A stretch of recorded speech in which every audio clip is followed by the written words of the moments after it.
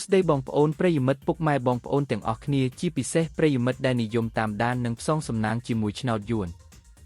សូមស្វាគមន៍មកកាន់ Channel ដំបូលឆ្នោតរបស់ពួកយើងសាជាថ្មីម្ដងទៀតបាទជួបគ្នាជាមួយ Admin នៅថ្ងៃនេះគឺត្រូវនឹងថ្ងៃទី10 ខែកក្កដាឆ្នាំ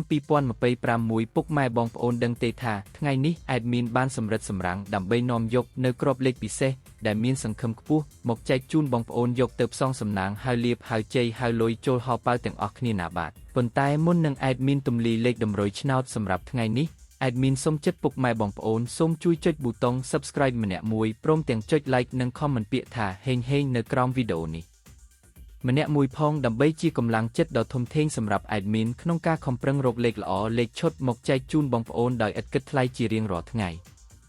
ហើយការចុច Subscribe នេះដែរក៏ដើម្បីឲ្យពុកម៉ែបងប្អូនអាចទទួលបានវីដេអូតម្រុយឆ្នោតមុនគេបង្កើនឱកាសហេងមុនគេជារៀងរាល់ថ្ងៃផងដែរណាពុកម៉ែបងប្អូនតោះបើចុចរួចរាល់ហើយកុំឲ្យខាត់ពេលយូរយើងទៅមើលលេខសំណាងថ្ងៃនេះទាំងអស់គ្នា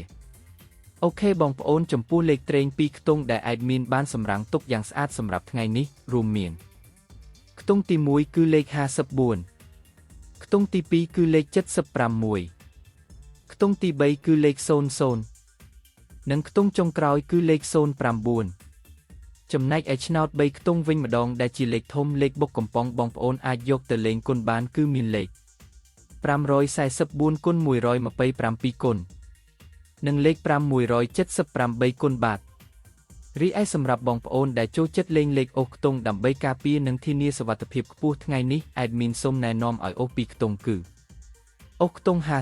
50និងអូសខ្ទង់70បាទដើម្បីកុំឲ្យបងប្អូនមានការភ័ន្តច្រឡំឬកត់មិនទាន់ Admin សូមបញ្ជាក់និងរំលឹកក្របលេខសំណាងទាំងអស់នេះជូនម្ដងទៀតក្របត្រេង2ខ្ទង់54751009ក្របធំ3ខ្ទង់544គុណ127គុណនិង578គុណលេខអូសខ្ទង់សូមអូសខ្ទង់50និងខ្ទង់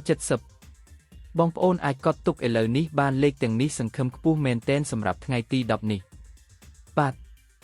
ឥឡូវនេះម៉ោងវេលានៃការចែករំលែកតម្រុយឆ្នោតយួនពី Channel ដំបូលឆ្នោតបានឈានចូលមកដល់ទីបញ្ចប់ហើយជាចុងក្រោយ Admin សូមលើកហត្ថបួងសួងជូនពរដល់ពុកម៉ែបងប្អូនទាំងអស់គ្នាឲ្យមានសំណាងល្អហេងហេងទទួលបានលាភជ័យត្រូវទាំងលេខតូចត្រូវទាំងលេខធំចូលកប់ហោប៉ៅគ្រប់គ្នាណាបងប្អូនបាទសូមជម្រាបលានិងជួបគ្នានៅថ្ងៃស្អែកជាបន្តទៀតជាមួយ Admin ដដែល